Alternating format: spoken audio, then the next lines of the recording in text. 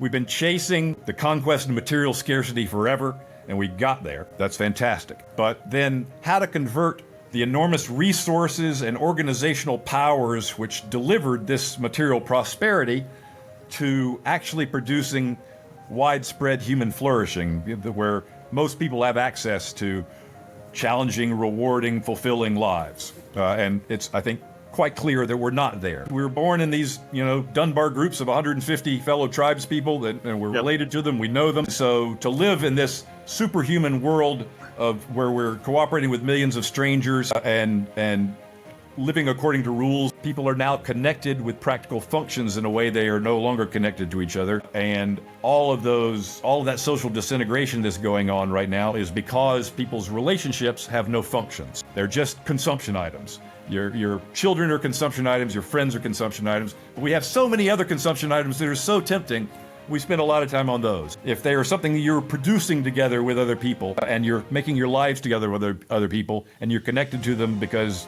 they matter to you and you're dependent upon them, then I can see a revitalization of social bonds and a reconnection of social trust from the bottom up as communities reform on the basis of actually doing stuff with each other.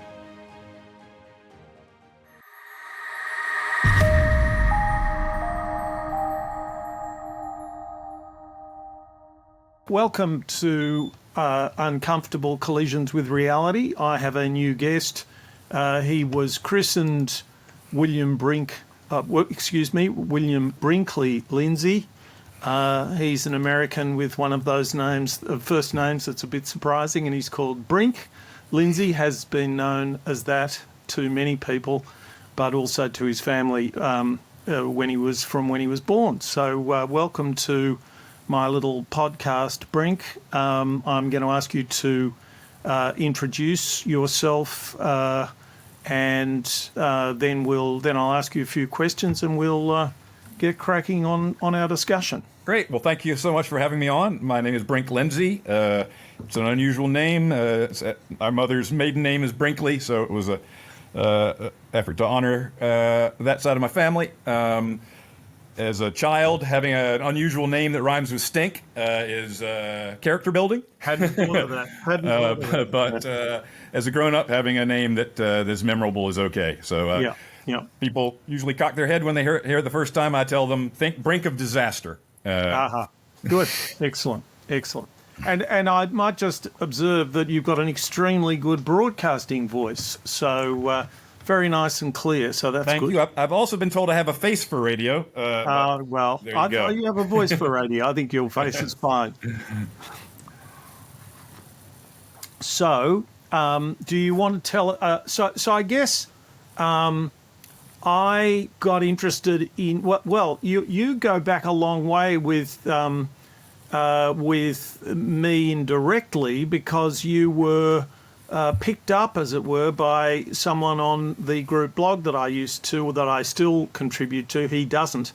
His name's Don Arthur, and he was very interested in the prospects for ideological crossover, I suppose, between libertarians and libertarians had always or generally made common cause with conservatives, but of course libertarianism and conservatism are fairly different things. And so you were reported on Australia's Club Troppo for quite a while, and that was something you reminded me of when I approached you. You have continued your ideological journey. I'm a fairly dull kind of character who started slightly left of centre, and I think my sentiments have become more left of centre, but the policies I want to pursue have not become more left of centre, but they have changed. But if you can say a little bit about your somewhat wilder ideological. Sure. Yeah, I've wandered all over the place, both geographically and intellectually. Geographically, born in the Deep South in Tallahassee, Florida, went up to the East Coast for schools, settled in Washington, D.C., but through strange twist of circumstances, ended up falling in love and marrying a woman from Thailand, and now that's where I live. I'm living in Royet, Thailand, about 300 miles northeast of Bangkok. And you're a poster boy for work from home. because That's you're right. I've you're taken the whole remote home-based. work trend to its geographical extreme because I'm You still. can't get much more extreme. There would Yeah, be maybe a few hundred miles, but you're pretty much perfectly I'm perfectly about on the maxed other out. side. Yeah. So Yeah. I'm still gainfully employed in the United States with the Niskanen Center, a DC think tank. But my intellectual journey started out as a libertarian.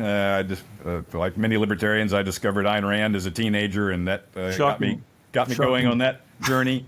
I was a professional libertarian for many years with the with the Cato Institute, but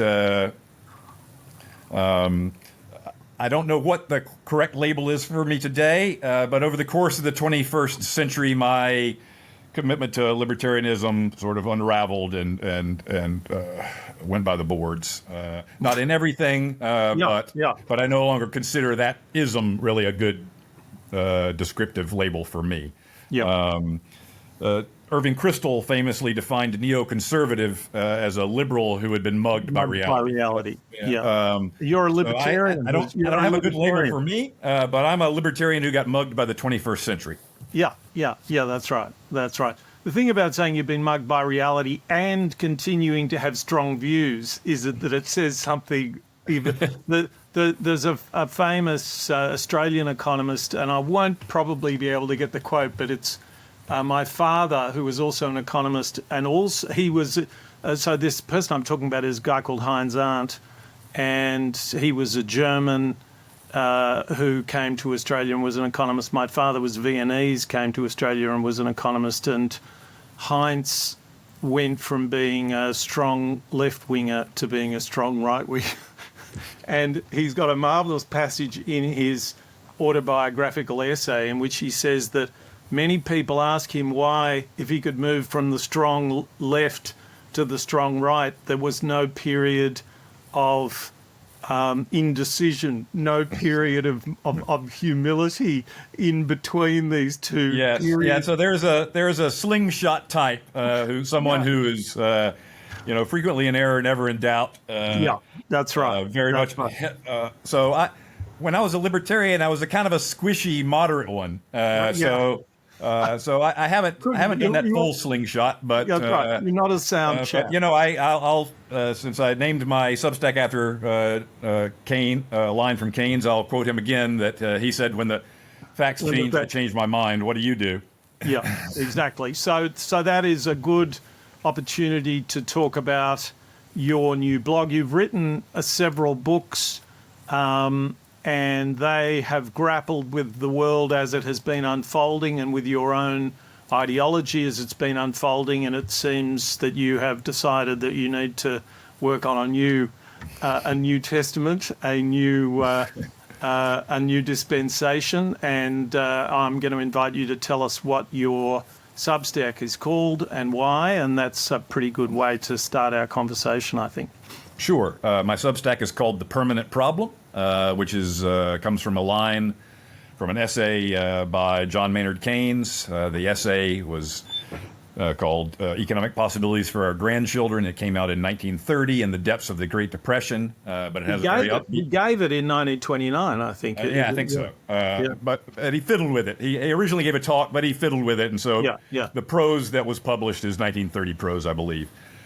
So at any rate, we're in the depths of the Great Depression, but he is taking a longer view. He's saying that absent just catastrophic wars, and they were coming, but still not catastrophic enough to derail growth. He said, we are on course for continued growth generation after generation, and by the time our grandchildren are our age, we should live in a much richer world. His calculations were actually a little bit modest compared to where we actually are when he was forecasting, but he was about right. And I love the way he does that, because he takes. Correct me if I'm wrong. You've probably read it more recently or more often than me, but he takes a pile of money that I think Francis Drake got hold of and Queen Elizabeth invested, yes. and then he just gets out. Well, we can put that into a calculator. He gets out his compound interest formula, and Yeah, worked out. And he says this is what's been happening. We've been getting interest on this at 1.5% a year for 400 years, and here we are. And so he says, our grandchildren will know a world where the perennial problem of mankind, which is just how to procure food, shelter, and clothing, and keep physical privation at bay, that problem will be solved. That what he calls the economic problem, and this is the problem that has been front and center for humanity from the get-go. So, for the Homo sapiens is a couple 100,000 years old. Until 10,000 years ago, we were hunter-gatherers, which basically meant we could amass no surplus at all. The agricultural revolution rolled around. We were able to amass a little bit of a surplus, enough to do everything that goes by the name of civilization over the past 5,000 years. But for 95% of us, we were still peasants doing subsistence agriculture, living right on the brink of privation. But now, with industrialization and the advent of technology and organization-intensive economic life, we have amassed a huge surplus and pushed privation way back, such that he is prophesying it will become normal to take your basic material needs for granted. So he said, this means the economic problem will be solved, and then mankind's permanent problem will come into view, and that is how to live wisely and agreeably and well with all that science and compound interest has delivered to us. And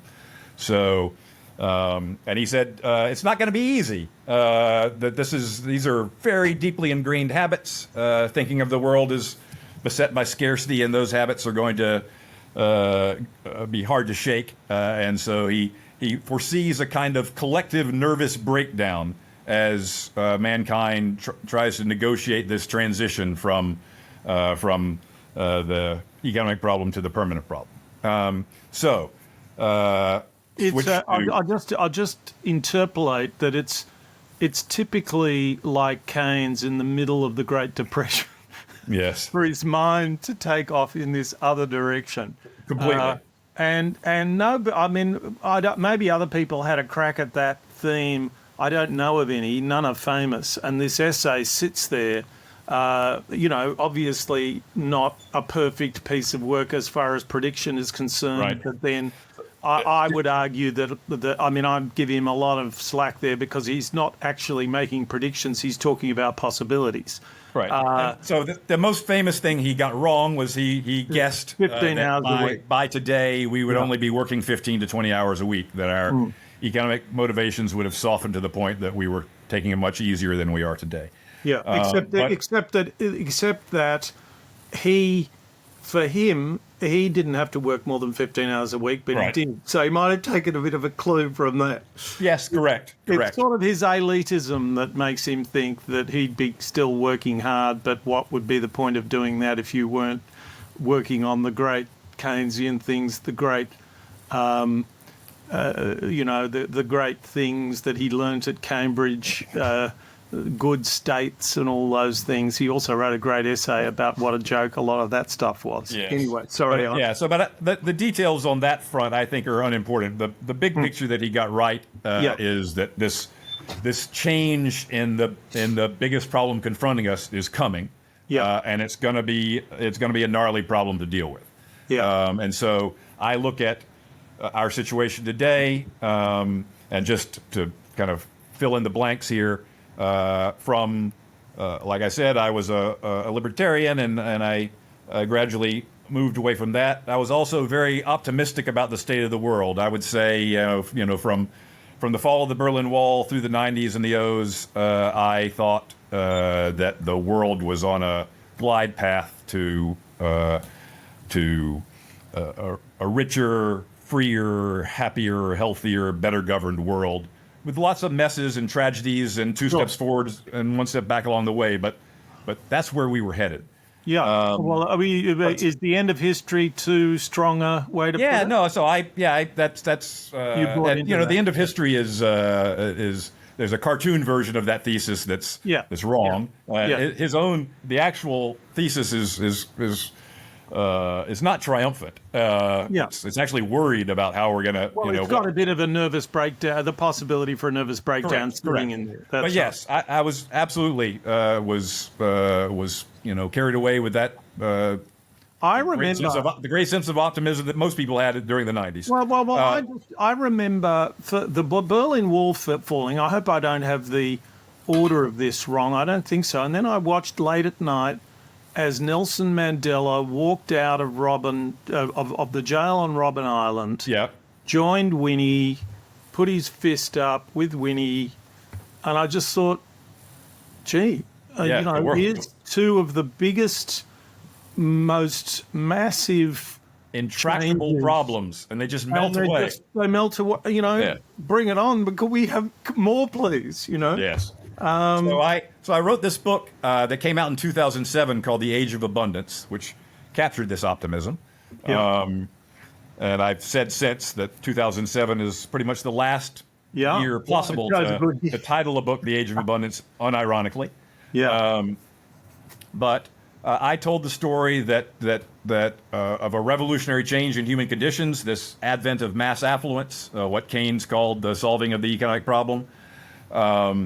And I said that this is something new under the sun, and therefore it should be expected that such a dramatic change in our economic circumstances would trigger huge cultural and political changes as well. And so I told the story of sort of post-war America through the prism of mass affluence and its consequences, explaining the 60s and 70s as the kind of Sturm und Drang of this collective nervous breakdown, and then seeing the 90s sort of, new the reconciliation of that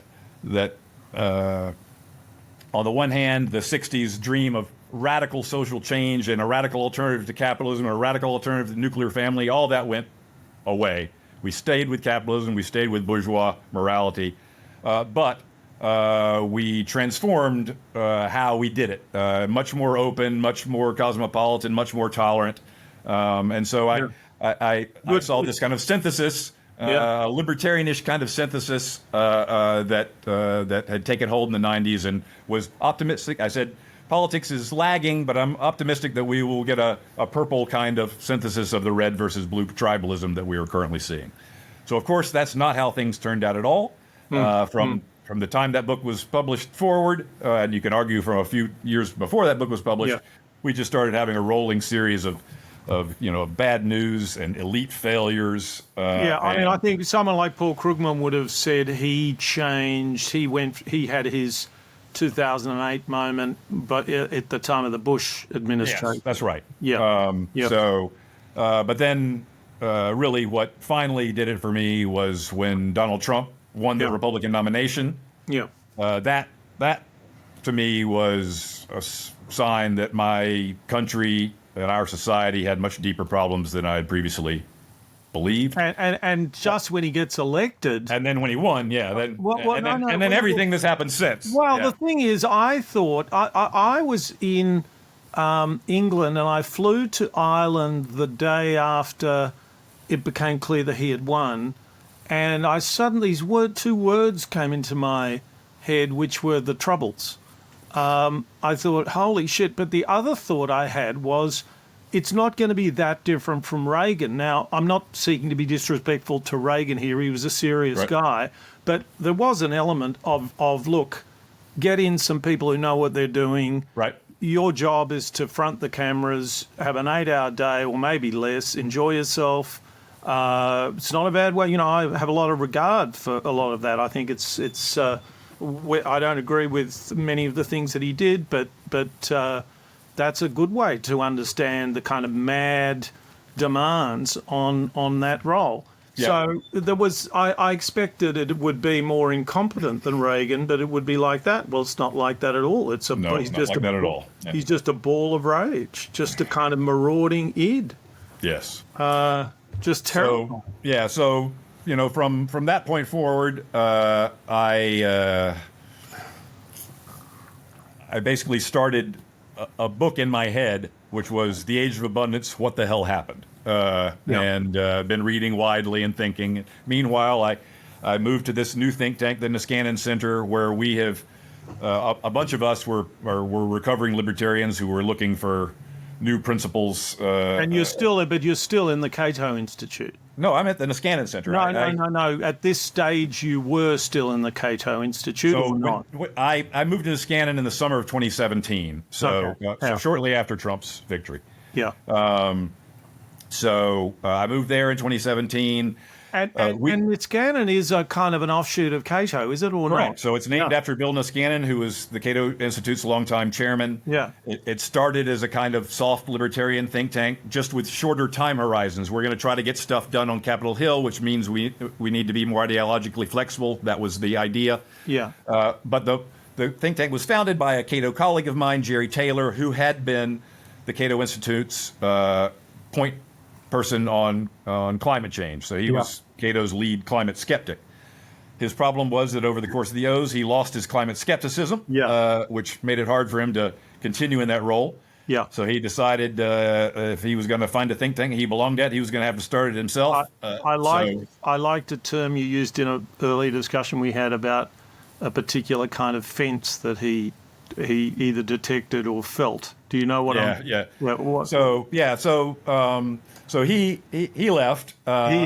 He could feel the electricity.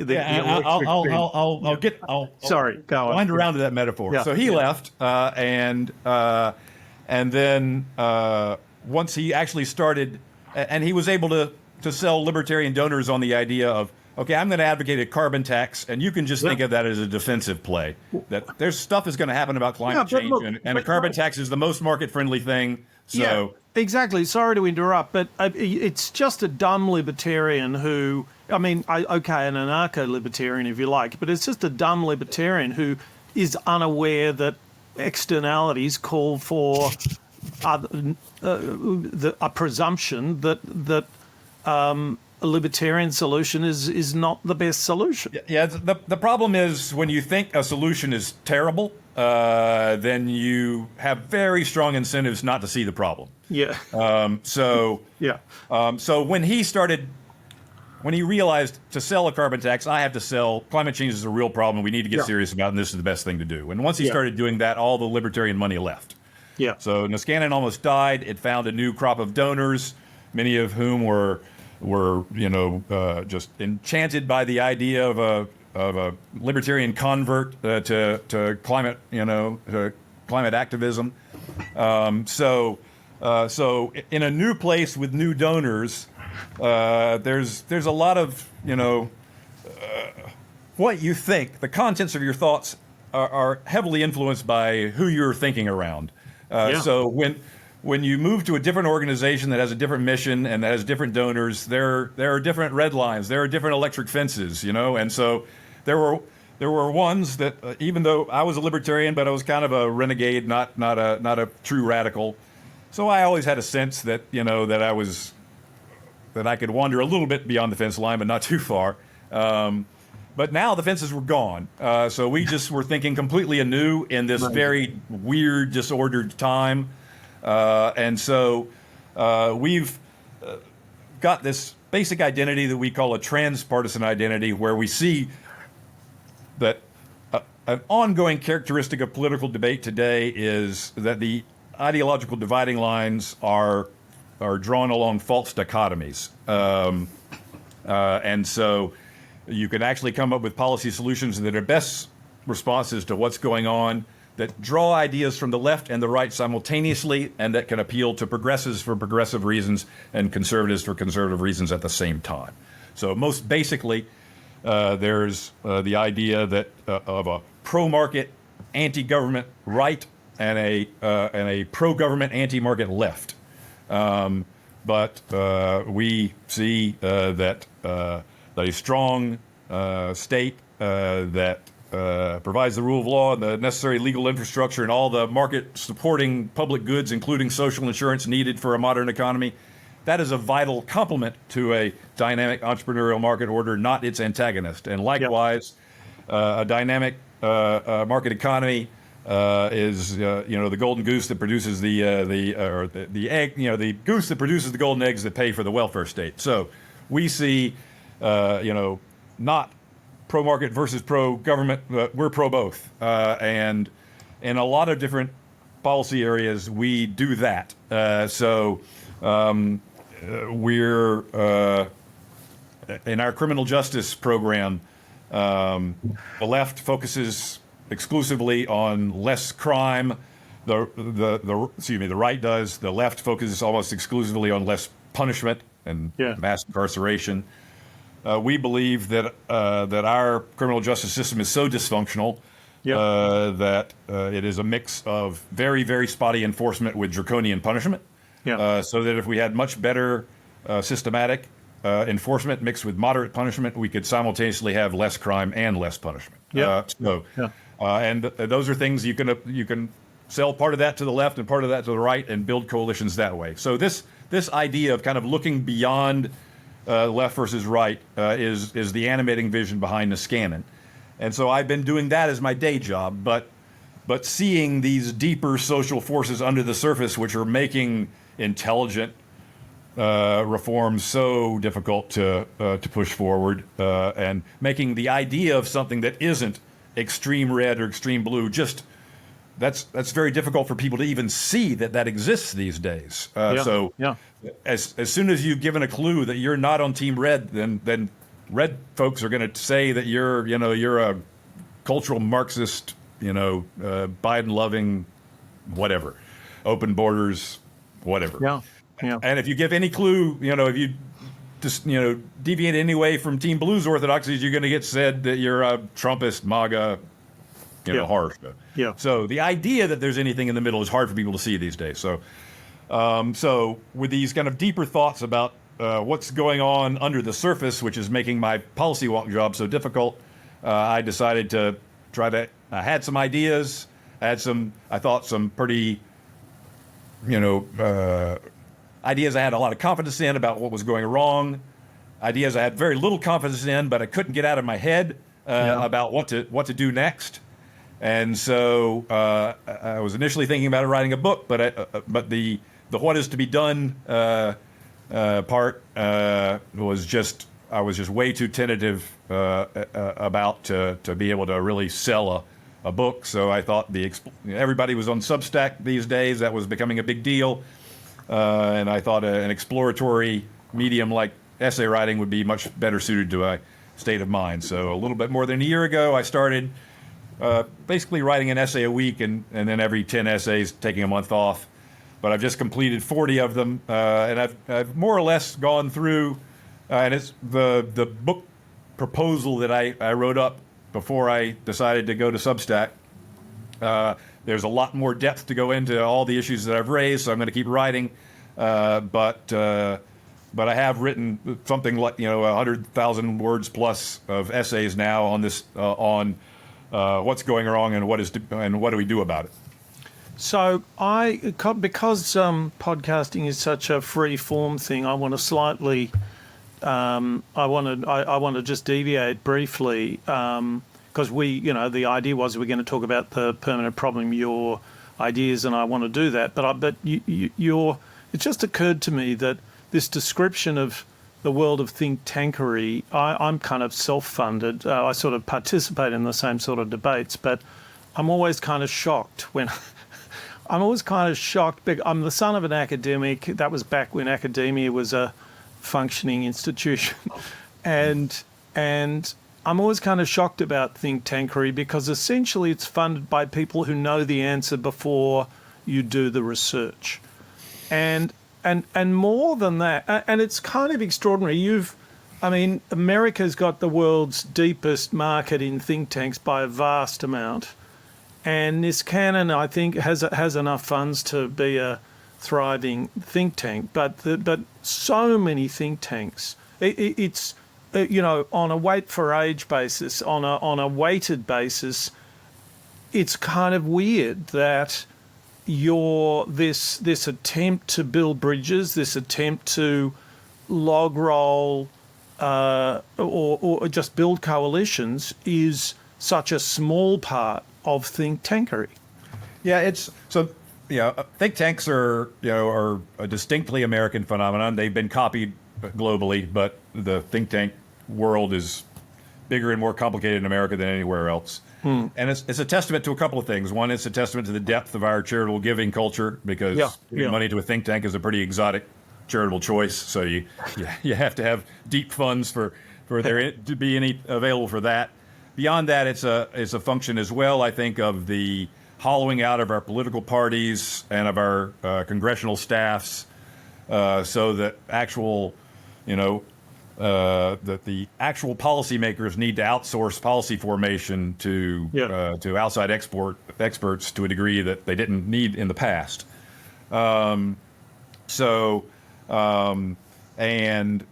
they run the gamut. So some think tanks are intensely ideological. The Cato Institute is a libertarian think tank funded by mostly rich libertarians who want to see a libertarian voice in Washington and write checks, covering general operating expenses. Be my voice in Washington.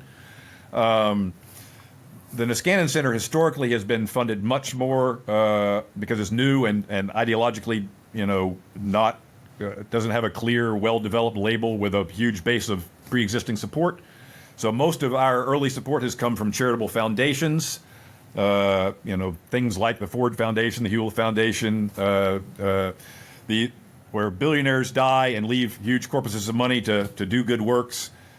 Sometimes they have ideological ideas about how they're being spent, but the money lasts forever, and the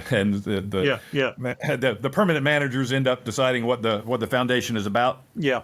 And that money tends to be program specific. We want to do research on this policy area, and yes, they're going to have to be ideologically congenial. But it's less ideologically freighted than for a Cato Institute or a Heritage Foundation. Yeah. So they fund your research. We're now getting well known enough that we're finding individuals who say, yeah, Niskanen, that's my team. Yeah. So we're starting to attract that kind of support.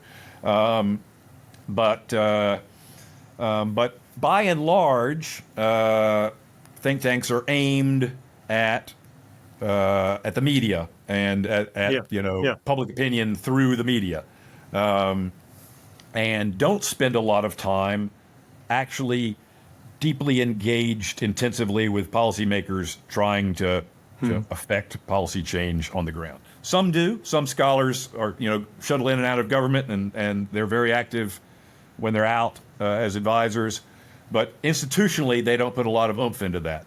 The Niskanen Center, Jerry Taylor, when he started the place, he did a deep dive on what changes policy, and he said it's not public opinion, it's deep engagement with policymakers, and so we're very focused on that. I do big ideas scribbling, but our policy departments are focused on Capitol Hill and the executive branch and coalition building. How many people work at Niskanen? It's a couple of dozen at this point. It's good. Yeah. Okay. Well, we better talk about. I'm thinking we've spent 32 minutes already, and I'm thinking we should talk. Maybe we'll see how things develop. But I thought maybe we should try to elaborate all of the permanent problems you see, or elaborate the nature of this nervous breakdown that we are having, and then maybe we talk about. We don't do much more than give a few hints about what the hell we can do about it, and at least on this discussion, and then maybe we can do something like we can do a follow-up thing where we talk a bit more about that. Sure. So I've got your original first post, and I will just read. I broke this into dot points, but here it is. This is just a paragraph. The problems of this nervous breakdown, and it's a mix of well, you'll see that it starts with a problem that people don't think of as kind of hugely existential, but it's a big problem, and then it gets more and more serious. A dense thicket of legal restrictions makes building anything, and especially anything big, ever more difficult and costly. I think America's got a particularly bad problem with that, but it's everywhere. Class divisions have re-emerged and widened. Elites have rigged the economy in their favour and at the expense of future dynamism. Reported unhappiness is on the rise and mental health problems are surging. Morbid obesity is becoming normal after sustained increases in the 20th century IQ scores. This is the Flynn effect. They went up and now we're getting a reverse Flynn effect and they're going down. Marriage and childbearing and personal friendships and community involvement are all becoming less common. I clicked through to one of the sources there and found it was just astonishing that the amount of time people spent per week consorting with friends between 2003 and 2020, and the last year was a fairly precipitate decline, but it certainly didn't account for more than a third of it. And it went from 80 hours to 20 hours. It's just astonishing thing. So the last year, it might have gone actually from 80 to 35 or something, and the last one may be COVID. I don't know. But just an astonishing figure. We now have all the world's knowledge at our fingertips, but the social authority of that knowledge has fallen into embattled retreat, with conspiracy theories and mass delusions filling the vacuum. Discontent with the way things are going and pessimism about the future dominate. We have our short fuse calamity, or our first short fuse calamity in the COVID-19 pandemic, and a long fuse calamity of climate change. We can throw in nuclear war now. There we are. So pick a topic and Sure. Yes. tell me what you really think.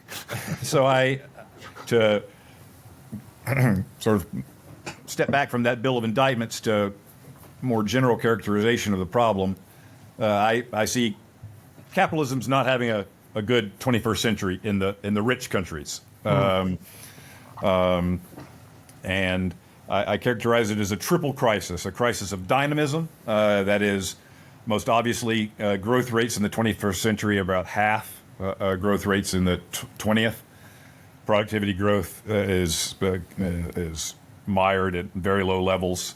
They're now broader. It's much harder to quantify, but there's a broader kind of pessimism that technological progress and even scientific progress are slowing down as well. So that's crisis one, dynamism. Crisis two, inclusion. So all these indicators of social disintegration, of the kind of the vital ties that connect people to each other and hold society together have been unraveling in recent decades, especially on the wrong side of the class divide, which runs along educational lines. Yeah. And then finally, a crisis of politics, which is the most obvious one these days. So to deal with the crises of dynamism and inclusion, we need to have big, important changes in our policies and in our governance. But to do that, we need a functional politics, and that's hard to find at present. We're been torn apart in this ideological polarization, and particularly the rise of an authoritarian populist right, so that the basic norms, values, and institutions of liberal democracy are under serious stress all over the world. Those are the big picture problems, and in general, the big picture story I tell is that nothing fails like success. That capitalism that the dog caught the car, right? Yeah. We've been chasing, the conquest of material scarcity forever, and we got there. That's fantastic. But then how to convert the enormous resources and organizational powers which delivered this material prosperity to actually producing widespread human flourishing, where most people have access to challenging, rewarding, fulfilling lives. And it's, I think, quite clear that we're not there. I think we can boast on a historical curve that a higher percentage of people are flourishing than ever before in rich countries. I would say the top 25% or so people, college-educated, professional, managerial elite, they're living lives that are as filled with challenges and rewards and status and purpose and meaning as any large group of people have ever been able to manage. But beyond that, outside of on the other side of the educational divide, I think things aren't going well at all, and in many respects, things are getting worse. In the United States, we're in the bizarre, unimaginable state of several years now of actually falling life expectancy. COVID helped that, but it pre-existed that. The opioid crisis in America is especially severe, and that's a big part of it. But along a whole different series of kind of lifestyle-related maladies, they're getting worse in non-college educated America. Meanwhile, when you get rich, so why are these things happening? Why is getting rich making it harder? It's this kind of tantalizing thing that because we're rich, we now our sights are raised. We don't just want full bellies anymore. We want self-realization. We want fulfilling lives. But it appears that the way we got here has produced institutional lock-in and also kind of cultural responses, which make it very difficult to make the jump from mass prosperity to mass flourishing. And so on the dynamism front, when you get rich, you get conservative. You want to hang on to what you got, even at the cost of passing up future rewards. And I think starting in the 1970s, we turned against nuclear power. We got very suspicious about technological progress. We saw all its downsides, and the downsides were real. But instead of thinking, okay, that means we need new, better technology, a lot of the takeaway was, we're Dr. Frankenstein. We need to stop our hubris. We need to learn how to live within limits. We need to live more humbly. So that kind of attitude took hold, but even more prosaically, just NIMBYism, not in my backyardism, set in. People wanted to hang on to their stuff, and they don't want any kind of change to the status quo, which might harsh their buzz. You have safetyism, this kind of gripping fear of that kids might skin their knee or fall off something, and so we had this kind of hyper protectiveness that was utterly absent in my childhood, but is pandemic. Well, and Jonathan Haidt argues it's doing a lot of harm. A lot of harm. So we have these cultural responses that make it harder for us to maintain our kind of technological and economic dynamism. Like at the same time, the cultural responses of mass affluence in the in the realm of values, famously described by political scientist Ronald Inglehart, who has done these global values surveys for decades. He passed away recently, but his work continues. Anyway, he talks about the transformation from survival values to self-expression values. That when so in a world of scarcity, you're defensive. You're focused on hierarchy, on certainty, on accumulation, on concrete things.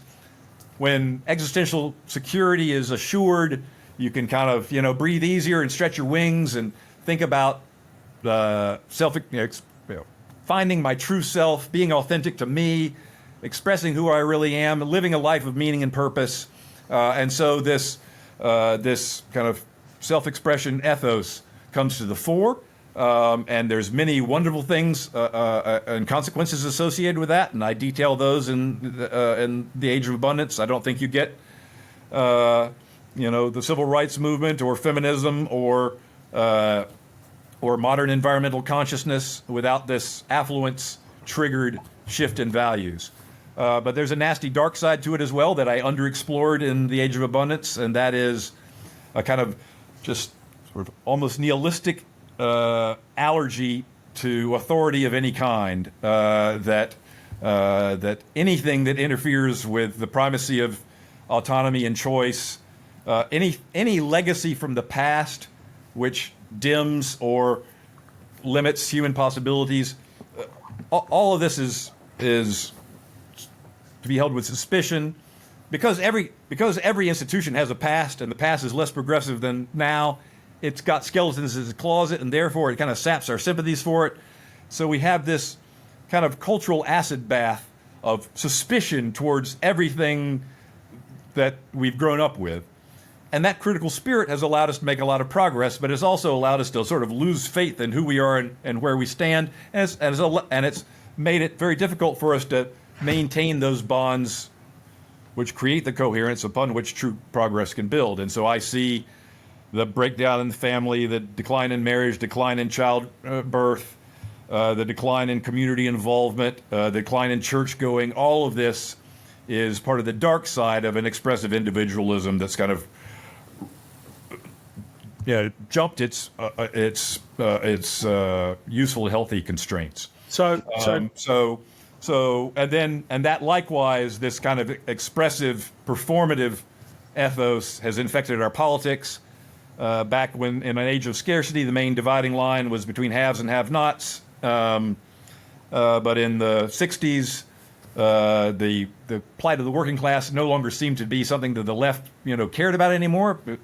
They would again in the 70s and 80s, but by then the worm had turned. But by the 60s, it looked like the working class had two-car garages and was fine. There were little pockets of poverty to worry about, but it was a really kind of a post-scarcity left that we don't need to worry about those problems now. And so instead of worrying about have-nots, the left reoriented its egalitarianism towards belong-nots.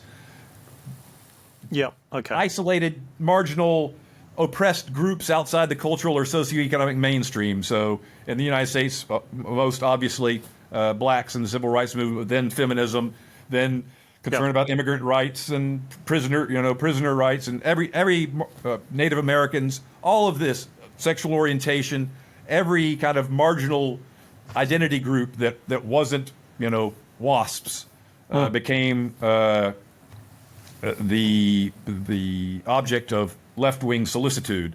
And so our politics, the axis of conflict shifted from economics to culture. And again, produce some good things, but it also produces this terrible sort of performative politics of show, of theatrics, and a politics where it's very difficult to compromise. If we're talking about dollars and cents, there's always a way to split the loaf. But if we're talking about that political conflict is now organized at this group of demographic groups and this group of demographic groups, and between them there is nothing but contempt and suspicion. How do you compromise on who I am? And how do you compromise when the other complaint is just that you're not a real American? You're a terrible, immoral human being. So our politics has become much less oriented towards sort of practical problem solving and much more oriented towards name calling and sort of empty theatrical status contests, which makes it much harder to solve these problems of dynamism and inclusion. So that's the big picture of how a wonderful development of the conquest of poverty has made it a lot harder to continue with social progress. So let me say the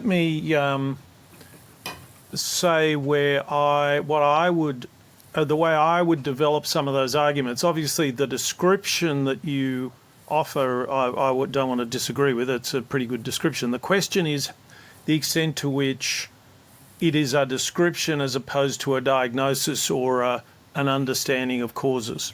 And as you were talking, it occurred to me, this quote, I don't know, it sort of just popped into my head, and it's very apposite. Perhaps it's because we were talking about Keynes, but I don't want this to suggest. I think you're in some ways more interested than I am in local solutions and stuff like that. But Fritz Schumacher, who wrote "Small is Beautiful," was a friend of Keynes. And it's an interesting debate that they had, because I don't think Schumacher. I've got to constantly not call him Schumpeter.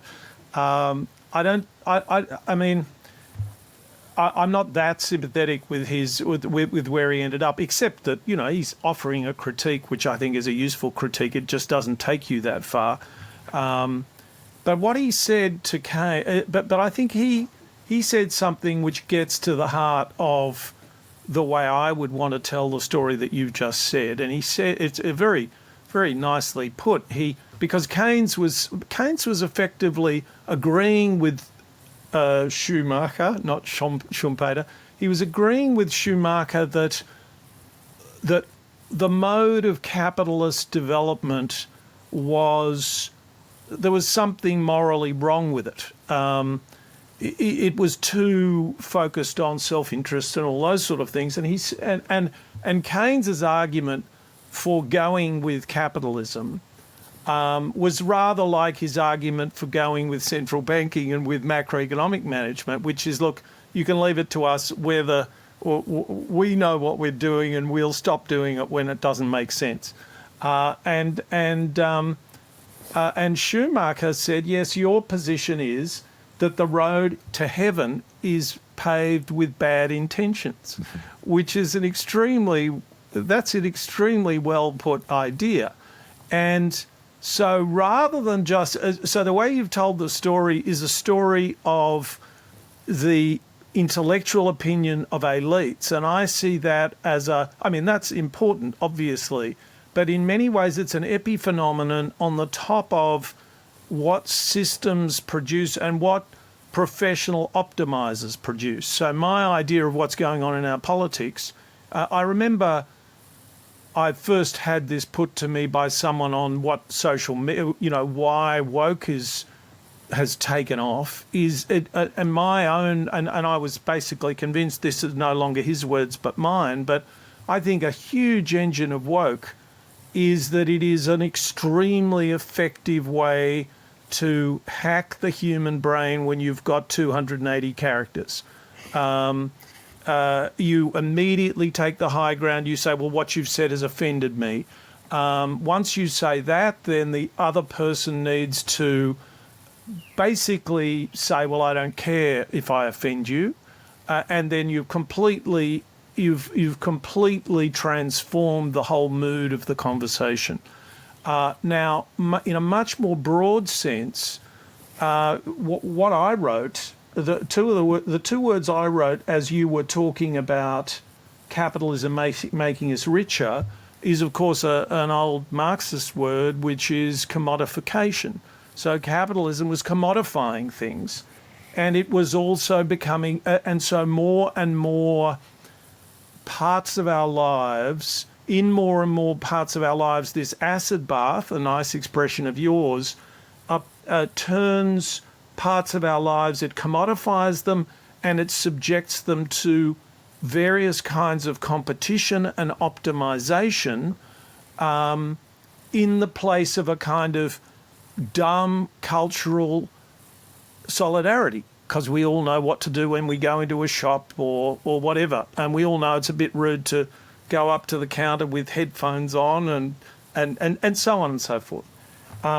And so one way that I think of this is that capitalism, and this is another way where a lot of people then attribute this to neoliberalism, and neoliberalism has some hard questions to answer, but I think something much more fundamental is going on. It's the kind of thing that Marx talked about of commodification and so on, the tendency of these systems to commodify and to optimize, which is not to say I think Marx has much to say about what the answers to these things are. So what this is a kind of much darker problem, a much harder problem, I think, because so much of our lives are in a quite deep way. Well, the way I put it is that, lots of our culture is now uninhabitable. Our political culture is simply uninhabitable. People hate politics because they know that they're being lied to. That doesn't mean Donald Trump lies to people in a completely different way than a professional politician lies to people, and a professional politician will try to avoid factually incorrect lies. But they're every bit as insincere, they're every bit as optimized. Why would you? That's hateful. All of that stuff is completely hateful. So my feeling is that a lot of people actually feel that, not just us elites, and they have a visceral hatred of it, and they're prepared to say, that's all bullshit. Why should I vote for Hillary? At least Donald sounds like he means what he says, and he kind of does mean what he says. Anyway, I've spoken long enough. You go. On that front, I think, the crisis of liberal democracy, this loss of faith in established institutions and in governing elites, I don't think people have lost their minds to have lost faith. All right, so, but these, the solutions that are put forward by the program or whatever put forward by populism is I think simply taking advantage of these problems rather than actually being responsive. Completely fake. Yeah. So, but you asked a big question, and the road to heaven paved with bad intentions, and that's clever. And life's full of these things. Yes, and history is nothing but ironies, and I am a unrepentant, enthusiastic cheerleader for capitalism and for market order. It is. The regime of market-mediated specialization and exchange is simply the most amazing social technology ever devised. It's the greatest engine of social progress ever devised. Language. I'll put language. Yeah, right up there. And culture. Language and culture come first, then that. Yeah. Sure.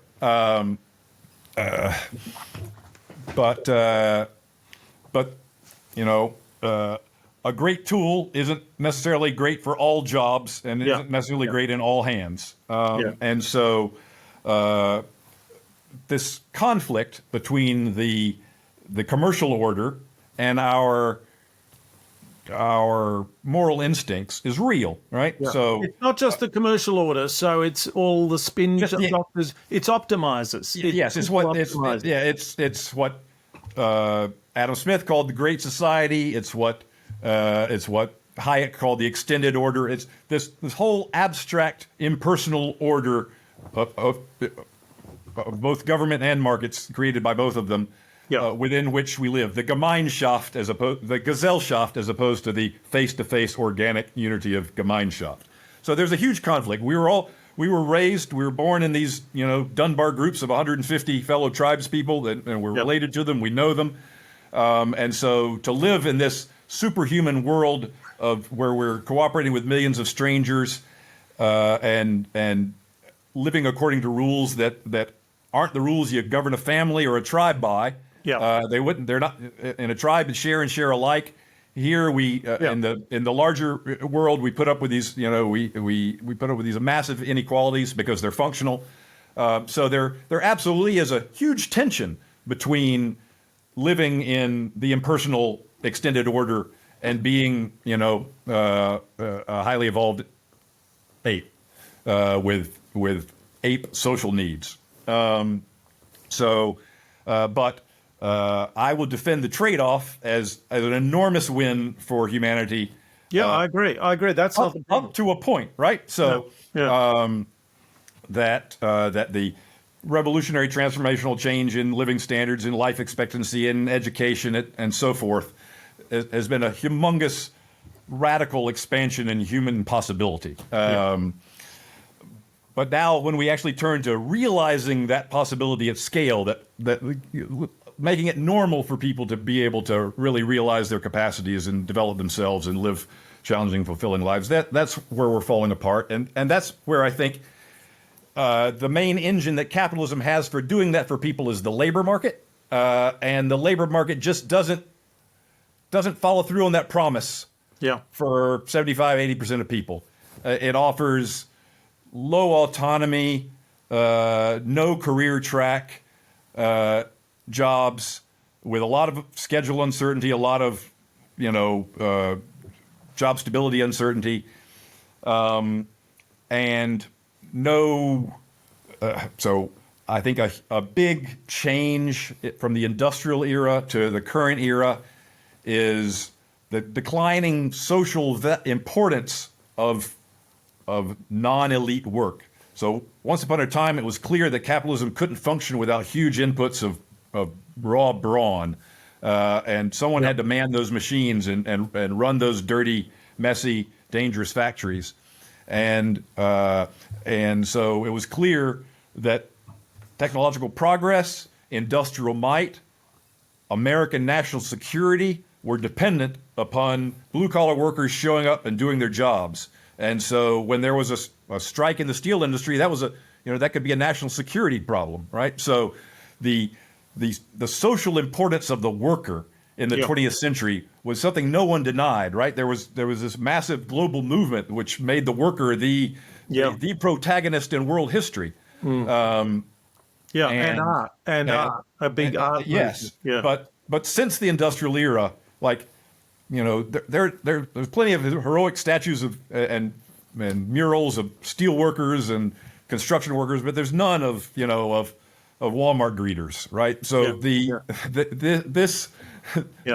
post-industrial service economy produces a kind of work that doesn't have the same social significance, doesn't have the same importance. It isn't propping up technological progress in the same direct way. It's providing a bunch of sort of, bells and whistles services, which are nice to have, but is not the same thing as the automobile and the steel industry. And so I think the overall importance of the contribution that ordinary people make to the labor market has gone down, and with that their status, and there's no way to reverse that. You can fake it through policy. You can pay people wage subsidies, or you can pay them a UBI, but that's hard to do. Once upon a time, just in the natural course of commerce, along with union organization, you had clear incentives to treat workers well because it was clear how important they were to the national future. It's just not that clear at all anymore. So my semi-radicalism, my semi-sympathy with Schumacher is that for a lot of people, it would be better if they could figure out a way to support themselves outside of the labor market. And the easiest, the least radical way to do that is through through owning your own business, and so anything that can foster and encourage the work from home trend and the maker trend, I'm all for that. But over the longer haul, I see two main ways in which most people can get independent of the labor market, which basically consigns them to a life that's not a very good one. And that is either technology just becomes so productive that we make an abundant standard of living so cheap that people really can live very well without working very hard at all. But we've already done that, and guess who gets most of the surplus? Yeah, so that's right. So you would have to, for that to work, to actually have a culture of threshold earning, of a culture of people who saying, yeah, I just want to make this much money and no more, and to have a culture of we're going to see how cheap we can produce stuff. Rather, all of our efforts to raise the working class are how to make their skills more valuable rather than how to make their lives cheaper. So most spectacularly housing, where in the United States, and I believe most other places, we're in this shocking state of affairs of decade after decade of negative productivity growth. We're becoming less and less efficient at making housing over time. Yeah, same here. Whereas the technologies clearly, we can, like in push comes to shove, we have to build refugee camps. We can do these modular prefab housing. We can do it very fast and very cheap, but we don't apply any of that to how do we make life for normal people just dirt cheap so they don't have to work very hard. That is just not a problem that is front and center, that is socially prioritized. And beyond that, I see the possibility of, with technological changes, of distributed energy, of rooftop solar, people can provide more of their energy needs. In a farther future where we have small modular nuclear reactors where communities could be energy self-sufficient. In a farther future where we've got cheap, abundant energy and we can afford indoor farming, We can have people, we can have local production of food as well. I can imagine what I imagine is in this economic independence movement is a partial retreat from the labor market into local self-sufficiency, which along the way reconnects people because they're actually helping each other to provide for themselves. People are now connected with practical functions in a way they are no longer connected to each other. And all of that social disintegration that's going on right now is because people's relationships have no functions. They're just consumption items. Your children are consumption items, your friends are consumption items, but we have so many other consumption items that are so tempting, we spend a lot of time on those. Whereas if they are something you're producing together with other people, and you're making your lives together with other people, and you're connected to them because they matter to you and you're dependent upon them, then I can see a revitalization of social bonds and a reconnection of social trust from the bottom up as communities reform on the basis of actually doing stuff with each other. It's a very pie in the sky kind of idea, which has no connection with anything that's going on right now. But it seems to me that if we are to avoid a kind of dystopian future, that a revived localism is going to be a necessary step along the way. Okay, well, look, I was thinking at about the 50-minute mark, and we're currently at the 64-minute mark, that I was going to say that we had set out all the problems, and then in the next exciting episode we'll solve them all. You've given us some clues as to some ideas you have for solving one aspect of them, and I must say when I saw your essays and sort of scanned the stuff on more localism, I was more sceptical than I have been when I listened to you make the point. So that's very good that you have, and that would be good to talk about. But there are all these other problems, and if you can't solve them, I can. So, really, we have a date in destiny. We will need to do this again. Happy to do so. All right. Thanks very much. Great chatting with you, Nicholas. Thanks very much, Brink.